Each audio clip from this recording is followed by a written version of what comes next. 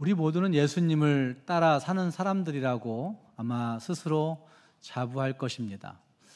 예수를 따라 산다는 것은 과연 무엇을 의미한다고 여러분은 생각하십니까?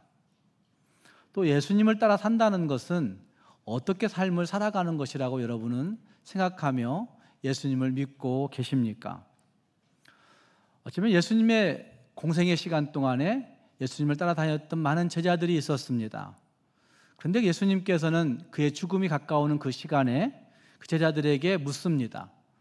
세상 사람들이 나를 누구라 하느냐고 묻습니다. 그리고 다시 예수님은 그 제자들에게 묻습니다. 너희는 나를 누구라 하느냐라고 묻고 있는 질문이 이 16장의 말씀에 나타나고 있습니다.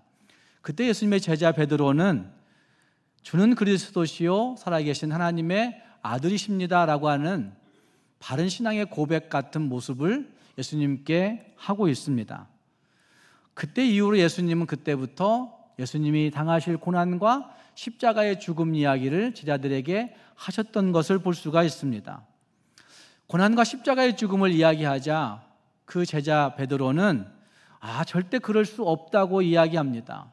내가 예수님을 잘 따라왔는데 예수님 절대 십자가에 죽도록 놔두지 않겠습니다 라고 그렇게 이야기합니다.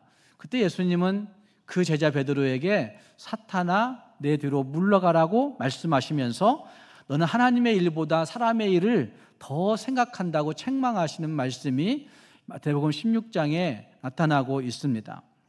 그리고 예수님은 그때서야 그 제자들에게 너희들이 나를 따라온다는 것이 무엇인가 하는 것에 대해서 말씀하시면서 오늘 읽은 말씀 가운데 분명히 하는 말씀은 자기를 부인하고 자기 십자가를 지고 나를 따라오라고 말씀하신 말씀이 여기에 등장하고 있는 것입니다. 여러분, 예수님을 따라간다는 것은 도대체 무엇을 의미하는 것일까요?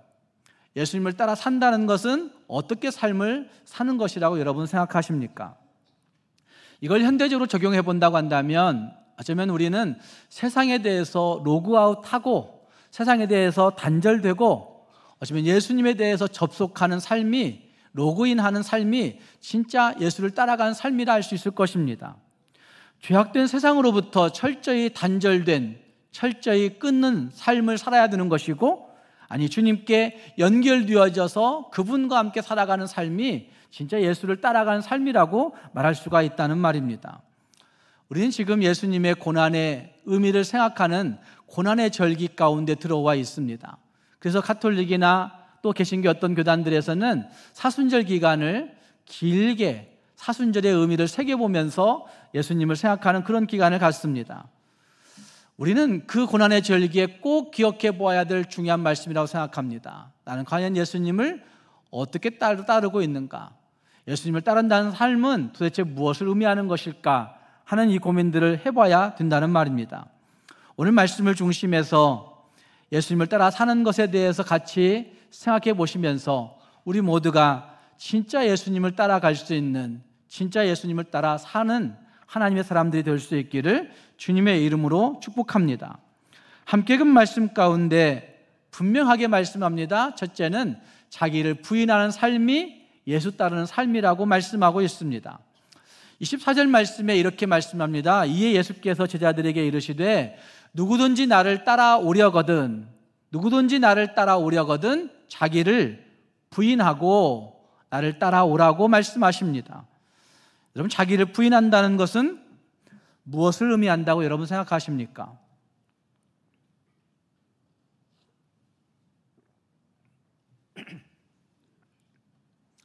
자기를 부인한다는 것은 자기 자신이 나와 관계없다고 여기는 것입니다. 자신을 자기의 것이라고 인정하지 않는 것입니다. 자신을 인정하지 않는다, 이것도 참 어려운 얘기죠. 자신이 마땅히 받아야 할 권리, 자신이 마땅히 얻어야 할 어떤 것, 이거를 내 것 아니라고 말하는 것입니다. 철저한 자기 포기를 의미한다고 해석한 사람도 있습니다. 철저한 자기 부정을 이야기한다고 이야기하는 사람들도 있습니다. 여러분, 철저히 자기를 부정한다, 자기를 포기한다, 자기를 부인한다. 무엇을 부정하고 무엇을 포기하고 무엇을 부인하는 것입니까? 하지만 세상적으로 내가 얻을 수 있는 분명한 보장, 내가 얻을 수 있는, 움켜쥘 수 있는 그 무엇이 있는데도 불구하고 그것을 부정하는 겁니다. 그거 나 가지지 않겠다고 하는 것입니다. 또 생각해 보시면 이것은 자기 안에 숨겨진 어떤 욕망을 부정해야 되는 것이죠. 자기 의의를 부정해야 되는 것이죠. 자기 의에 대한 신뢰, 자기 욕망에 대한 신뢰가 우리 모두는 항상 가지고 있습니다. 그래서 자기 숨겨진 그 욕망을 신뢰하기 때문에 그걸 감춰놓은 채 나는 욕망 없는 사람인 것처럼 그렇게 이야기합니다. 그런데 자기 혼자만이 알죠. 주님은 알고 있고 자기 혼자는 분명히 알 겁니다. 숨겨진 자기 욕망에 대한 신뢰가 있어서 신앙생활도 그렇게 하고 있는 것이고, 자기 숨겨진 욕망이 있어서 그걸 신뢰하기 때문에 내 삶을 그렇게 살고 있는 것이고, 가정 안에서도 마찬가지 아빠로 엄마로 자녀들로 살아가는 그 모든 일들 잘 살펴보시면 내 안에 내가 숨겨놓은 그 욕망에 대한 신뢰가 있기 때문에 내가 거기에서 그 정도 하고 살아가는 것이죠. 그러면서 우리는 자기 자신은 옳다고 인정합니다. 항상 나는 틀릴 수 없다고 이야기합니다. 내가 가지고 있는 것은 절대 진리인 것처럼 생각합니다. 그래서 어떤 문제에 직면하게 되면 그것들을 다 자기 중심적으로 해석하여서 자기 유익한 대로 해석하고 걸러가는 그런 일들이 참 많이 있는 겁니다. 그런데 자기 부정이라고 얘기할 때 그 부정은 이와 같은 자기 모습을 하나님 앞에 놓는 것입니다. 내가 얻을 수 있는 그것도 버리는 것입니다. 예수님의 모습에서 자기 부정, 예수님의 모습에서 자기 부인의 모습을 생각해 본다고 한다면, 예수님의 모습에서는 자기 부인의 모습은 무엇이든지 쉽고 편하게 하려고 하는 그 태도를 버리고 있는 모습이라고 말할 수도 있을 것입니다. 제자들이 예수님에게 분명히 말씀합니다. 예수님, 결코 십자가 지는 일은 있을 수 없는 일이에요. 내가 그렇게 놔두지 않을 거예요. 이렇게 얘기하는 것이죠. 아니, 그 제자들은 예수님께 그렇게 묻고 있는지도 모릅니다. 아니, 예수님 왜 그렇게 어려운 길을 가시려고 하세요? 왜 그렇게 힘든 일을 가려고 하세요? 왜 그렇게 고통스러운 일을 꼭 가야만 되는 거냐고 묻고 있는 것인지도 모릅니다. 물론 예수님도 자기 목숨을 내어놓는 그 고난과 십자가의 길을 가는 것 좋아하지는 않았습니다. 그래서 예수님이 하나님 아버지께 기도하지 않습니까? 아버지여, 할 수만 있거든 이 잔을 내게서 옮겨주십시오. 할 수만 있거든 이 십자가 지지 않는 길 갈 수 있게 해주십시오. 예수님이 하나님 앞에 그렇게 기도하고 있는 모습도 우리는 볼 수 있습니다. 사람들 모두가 쉬운 길, 편한 길을 원합니다. 좁은 길보다는 넓은 길을 원합니다. 익숙한 길을 원합니다. 작은 길보다는 넓게 열려진 그 길을 원합니다. 어쩌면 자기를 부인하는 길보다는 자기가 존귀함 받는 그 길을 원합니다. 그러나 자기를 부정하는 것은 이 쉽고 편안한 길들을, 내 마음에 원하는 그 길들을 버리고 주님이 원하는 그 길로 걸어가는 것이 자기 부인의 길이다, 자기 부정의 길이다 말할 수가 있습니다. 핸드릭슨이라고 하는 신약신학자는 이 부분의 주석에서 이렇게 정의를 내립니다. 자기 본래의 것에 대한 모든 신뢰를 포기하고 구원을 위하여 하나님 한 분에게만 온전히 매달리는 것, 이것이 자기 부인의 삶이다라고 그는 이야기합니다. 자기 본래의 것에 대한 모든 신뢰, 이게 다 우리에게 있습니다.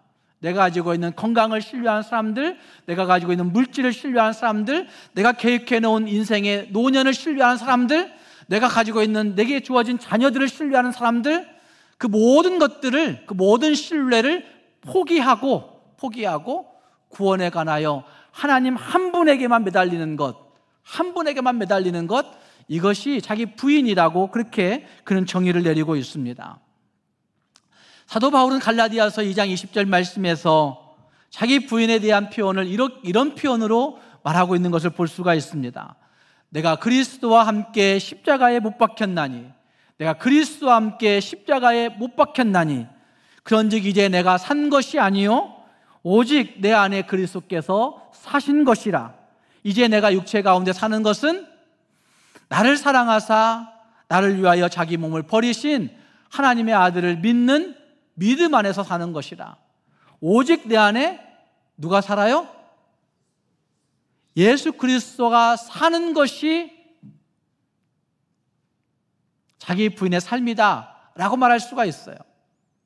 내 모든 것들이 십자가에 못 박혀 버리고, 내 모든 것들이 십자가에 다 죽어 버리고, 그리고 그 다음 내 안에 예수님께서 들어오셔서 예수님이 원하는 방식으로, 예수님이 원하는 그 뜻으로, 예수님이 원하는 그 모습으로 살아가는 것, 그것이 자기 부인의 삶이라 말하고 있는 거죠. 우리는 그 말을 잘 합니다. 이제는 내가 예수님 때문에 살아요, 이렇게 얘기하시는 분들이 종종 있습니다. 정말 예수님 때문에 살고 있는 겁니까? 예수님 때문에 살아간다는 것은, 예수님이 내 안에 거하셔 산다는 것은 예수님이 지시하는 대로 말하는 사람이에요. 예수님이 지시하는 대로 생각하는 거예요. 예수님의 생각으로 같은 생각을 갖는 거예요. 예수님의 모습을 닮아서 예수님의 모습을 성품으로, 인격으로 보여내는 거예요.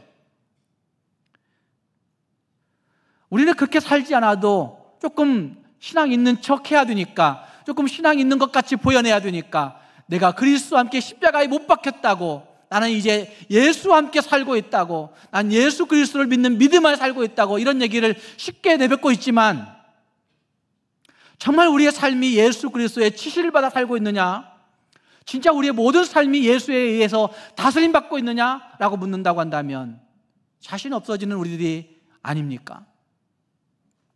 물질적인 영역이나, 어쩌면 자녀들의 영역이나, 내 직업의 문제의 영역이나, 내 건강의 영역이나 할 것 없이 우리는 예수님이 내 안에 계셔서 예수님이 지시하는 대로, 예수님이 생각하게 하는 대로 살아가는 것, 그것이 바로 진짜 자기 부인과 자기 부정의 삶이라고 할 수가 있다는 말입니다. 세상 모든 사람들이 내 모든 일들을 조금 쉽고 편안하게, 내 모든 일들을 조금 더 낫고 다른 사람보다 더 잘 되게 해보려고 안간힘들을 쓰면서 그 안간힘 가운데 하나님을 이용하는 거예요. 예수님도 이용해 보려고 생각하는 거예요. 그래서 거짓말이 아닌 것처럼 꾸미려고 하고, 그러면서 또 다른 죄를 범하고, 내 욕망 가운데 수없이 많은 죄를 범하며 살아가는 일들이 너무나 많이 있는 것이죠. 그러나 예수님 앞에 솔직해질 필요가 있다는 말입니다. 자기 부정, 자기 부인, 자기 포기라고 하는 것은 예수님 앞에 솔직해지는 데서부터 출발할 수 있는 것이죠.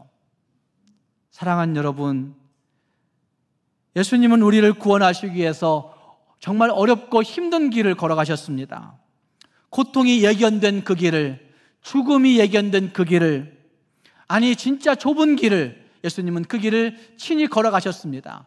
그렇게 걸어가신 그 이유는 우리 보고 따라오라고, 그 좁은 길로 따라오라고, 어렵고 힘든 길로 따라오라고, 고통스러운 그 길도 따라오라고 말씀하시기 위해서 예수님은 우리에게 그 길을 본보여 내셨다는 말입니다. 우리를 사랑하시기에 본보이신 그 예수님의 모습, 자기를 부인하고 영광스러운 하나님의 보좌를 부인하고 그 큰 고난을 감당하신 그 예수님의 모습을 기억해 보시면서 우리도 예수님과 함께 걸어갈 수 있는, 진짜 예수님을 따라갈 수 있는 주님의 사람들이 될 수 있기를 주님의 이름으로 부탁합니다. 또 한 가지 생각해야 되는 것은, 자기를 부인하지 아니하면 예수 그리스도를 부정할 가능성이 많다고 하는 사실을 우리는 오늘 본문에서 찾아볼 수가 있습니다. 자기를 부인하지 아니하면 주님을 부정할 가능성이 있다는 말입니다. 베드로는 오늘 읽었던 말씀 22절 말씀에서 예수님을 붙들고 십자가는 안 된다고 항변하고 있는 모습이 거기에 나타나고 있습니다. 베드로가 예수를 붙들고 항변하여 이르되 주여 그리 마옵소서, 이 일이 결코 주님께 미치지 못할 것입니다 라고 그렇게 이야기합니다. 항변했다라고 하는 말, 이 단어가 헬라어로는 사실은 책망하다는 뜻이 갖고 있어요. 책망하다. 누가 주인 되어 책망하는 걸까요? 누가 누구를 책망해요 지금? 22절 말씀이 항변했다는 말을 책망했다는 말로 바꾼다고 한다면, 베드로가 예수를 붙들고 책망하여 이르되, 누가 누구를 책망하는 거예요? 베드로가 예수님을 책망하는 거예요. 아니, 예수님은 십자가의 길을 걸어가야 되겠다 말씀하는데 그 십자가의 길 안 된다고 얘기하면서 예수님을 책망하고 있는 모습이라고 말할 수가 있는 거죠. 그래서 이 단어의 뜻 가운데, 해석하는 사람들 가운데 우두머리가 되어 책망한다, 이게 헬라어의 원뜻이다, 이렇게 해석하는 사람도 있습니다. 베드로가 우두머리가 되어 있는 거예요. 베드로가 주인 되어 있는 거예요. 예수님을 책망하는 겁니다. 예수님의 뜻을 돌이켜보려고 하는 것입니다. 거칠게 소리 높여서 예수님을 향하여 책망하고 있는 겁니다. 우리는 그렇지 않습니까? 우리도 예수님 앞에 어떤 일들을 구합니다. 그런데 구했는데 안 돼요. 그러면 예수님을 우리들도 막 책망하잖아요. 예수님 그런 것도 못 해주냐고, 예수님 못 믿겠다고, 예수님 다 이제부터는 예수님 단절할 거예요, 이렇게 얘기하는 사람들도 종종 있는 것을 보게 됩니다. 우리도 예수님을 책망한단 말이에요. 내 뜻대로 안 되니까. 예수님이 내 주인 되어 살아가는 것이 아니라 내가 내 인생의 주인 되어 살다 보니까 예수님도 내 마음에 맞지 않으면 책망하고 훈육하고 예수님에게 항변하고 예수님을 거칠게 대하고 하는 일들이 종종 있다는 말이죠. 베드로가 예수님의 고난을 이처럼 막으려고 하는 이유는 도대체 어디에 있을까요?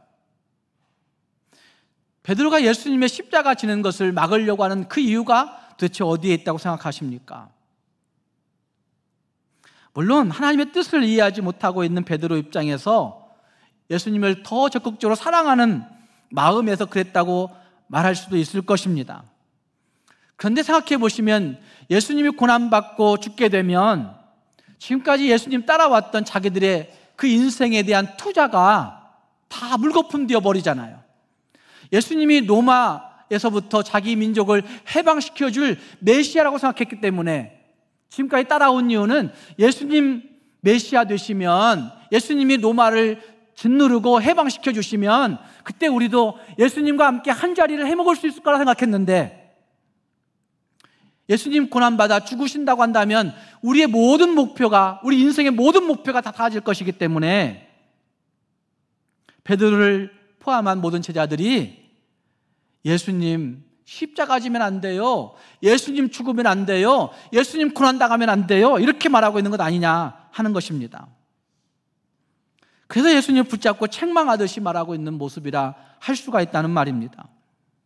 이런 모습은 아직도 베드로 안에 자신의 자아와 자신의 욕망과 자신의 숨겨진 뜻들이 강하게 도사리고 있는 사람이라고 말할 수가 있는 것이죠.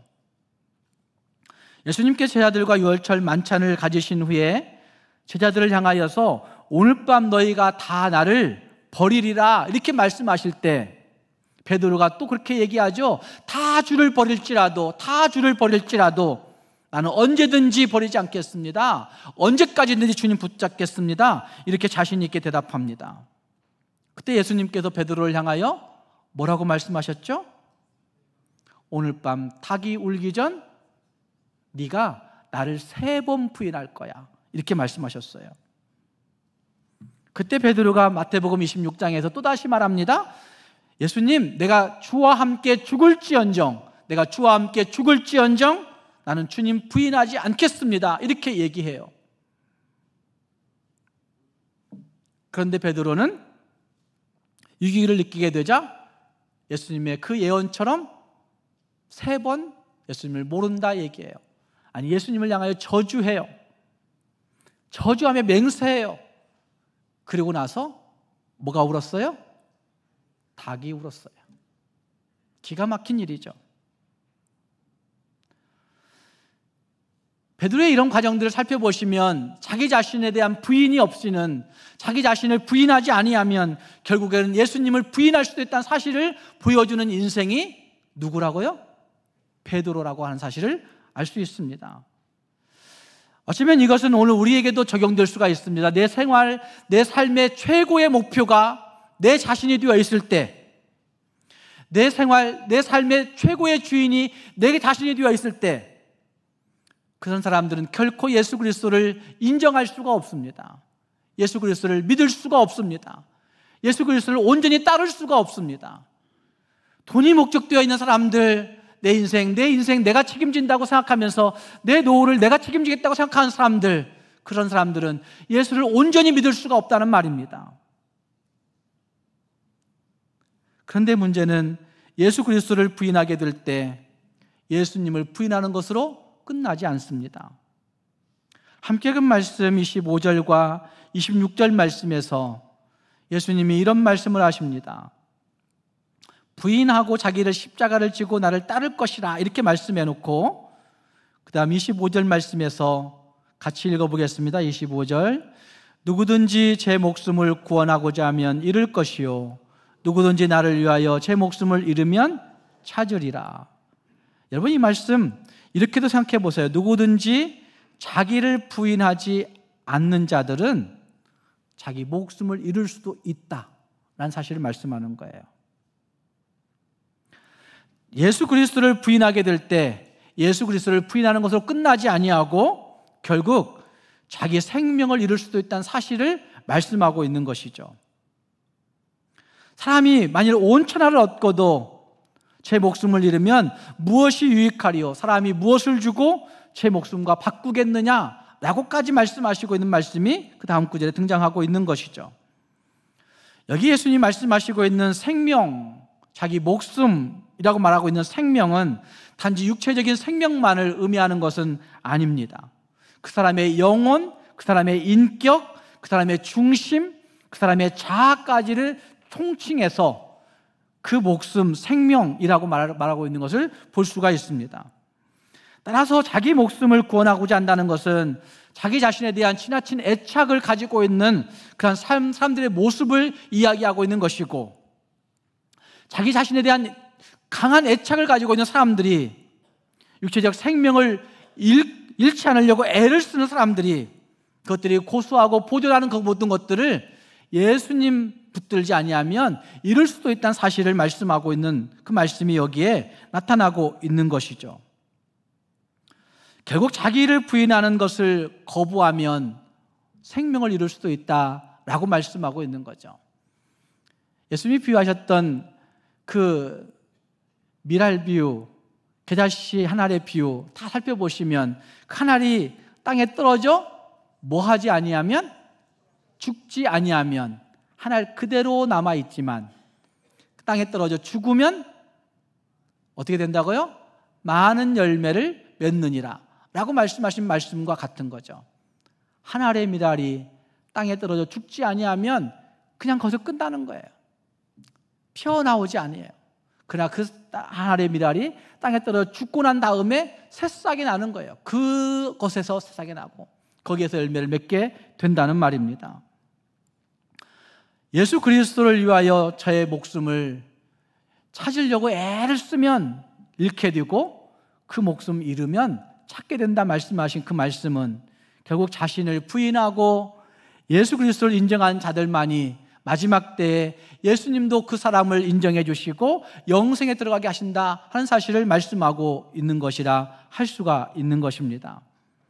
사랑하는 여러분, 만일 온 천하를 얻고도 제 목숨 잃으면 아무 유익이 없는 것처럼 자기 부인하지 못함으로 말미암아 예수 따르지 못하는 자들은 나중에 아무 유익을 얻지 못하는 인생이 될 수도 있습니다.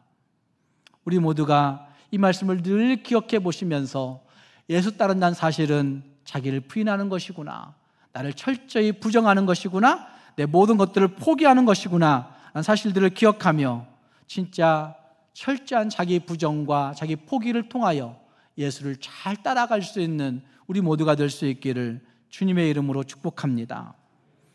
또 한 가지 예수를 따른다는 것은 자기 십자가를 지는 것입니다. 십자가를 진다는 얘기는 예수님의 그 희생, 예수님의 헌신, 예수님의 죽으심, 그걸 본받아 살아가는 것을 말하고 있습니다. 더 적극적으로 예수님이 보여주신 종의 고난에 동참하는 것입니다. 사실 십자가는 영광스러운 도구가 아니었습니다. 예수님 당시 십자가는 로마에서 사형도구로 사용했던 것이 십자가였습니다. 그뿐만이 아니었습니다. 십자가가 있는 그곳에 사람을 데려다가 그냥 달아 죽게 하는 것이 아니었습니다. 십자가형을 당해야 될 사람은 자기가 일어나서 그 감옥에서부터 자기가 달릴 그 십자가를 자기 등에 지고 자기가 달려야 되는 그 십자가의 장소까지 그 십자가를 지고 가야만 했었습니다. 그러니까 십자가를 지고 가는 동안에 사람들이 다 놀려주는 거죠. 사람들이 다 침뱉고 야유하는 거죠. 그래서 온전한 수치를 다 경험할 수밖에 없는 게 그 십자가의 형틀 가운데 달린다라고 하는 의미 가운데 있습니다. 십자가를 지고 예수님을 따른다는 것은 그냥 한번 십자가 그냥 달리는 것 이것만을 얘기하는 것이 아니란 말입니다. 십자가를 지고 따라가는 과정 속에서 겪어지는 모든 고통과 모든 수치와 모든 어려움들을 다 감내하는 것, 바로 이것이 십자가를 지는 삶이라 말할 수가 있다는 말입니다. 십자가를 진다는 것은 예수님께서 우리에게 요구하시고 있는 자기 부인에 대한 실제적인 요구라고 말할 수도 있습니다. 그런데 우리 편에 생각해 보시면 십자가를 진다는 것은 자기 부인에 대한 구체적인 표현이라고 말할 수가 있습니다. 나는 나를 다 포기했어, 이렇게 얘기하지만 실제 우리의 삶에서 십자가 지지 아니하면, 십자가 지는 삶을 살지 아니하면 자기를 포기한 것이 아니죠. 그렇잖아요. 내가 다 포기했어. 그런데 그리고 나서 그 다음에 살아가는 거 보면 다 자기가 얻고 싶어서 얘기해요. 난 다 내려놓았어. 내려놓기는 뭘 내려놓았어요? 다 자기 중심적으로 다시 갖추려고 하잖아요. 십자가를 진다는 것은 결국 자기가 부인되지 않고는 결코 행할 수 없는 것이고, 십자가를 진다는 것은 자기 부인, 자기 부정, 자기 포기의 구체적인 표현, 태도, 모습이라고 말할 수가 있다는 말입니다. 따라서 예수님을 따라다닌다는 것은, 예수님을 좇는다는 것은, 예수님을 따른다는 것은 내 십자가를 지고 살아가는 것입니다. 종교적으로, 교회적으로 십자가를 지는 것, 이것만을 말하는 것이 아니라 가정에서 십자가 지는 것입니다. 말하고 싶은 일이 간절하게 있는데도 불구하고 그 말 참고 그 분을 삭힐 이유, 십자가 지는 겁니다. 내가 거기에서 내 존재감을 드러내야 될 때가 있을 거예요. 그런데 내 존재감 드러내지 아니하고 다 순종하고 섬기고 희생하고 헌신하는 그 모습, 왜 그러냐? 십자가 지는 것이죠. 십자가 지는 것이죠. 교회적으로 뭐 청소하고 뭐하고 하는 거 다 십자가 지는 것들이죠. 그것만이 아니라 내 가정에서, 일터에서, 내 삶의 현장에서 내게 주어진 그 십자가, 내가 질 때에 그곳이 아름답게 달라지고 아름답게 세워지고 결실, 열매 맺게 된다는 사실들을 성경이 말씀하고 있다는 말입니다. 사랑하는 성도 여러분, 예수 그리스도의 고난과 부활에 동참하는 이 시기를 우리가 지금 살고 있습니다. 예수 그리스도의 고난과 부활에 동참하겠다라고 이야기하는 것은 함께 십자가를 지는 것입니다. 부활의 영광스러움만을 누리는 거기에 있는 것이 아니라 함께 십자가 지는 것입니다. 교회가 함께 어려워할 때 같이 어려워하고, 공동체의 성도들이 같이 힘들어할 때 나도 그 고통에 같이 동참하며 기도할 수 있고, 어쩌면 그 십자가를 내가 스스로 지고 열심히 살아가는 그 모습이 우리에게 필요한 절기라고 할 수 있다는 말입니다. 우리 모두가 내게 주어진 십자가가 분명히 있을 겁니다. 가정과 교회와 사회와 내 삶의 모든 현장에서 내게 주어진 그 십자가를 외면하지 아니하고 그 십자가 내가 적극적으로 지면서 예수님을 잘 따라갈 수 있는, 예수님을 잘 따라 살아갈 수 있는 우리 모두가 될 수 있기를 주님의 이름으로 축복합니다. 기도하겠습니다.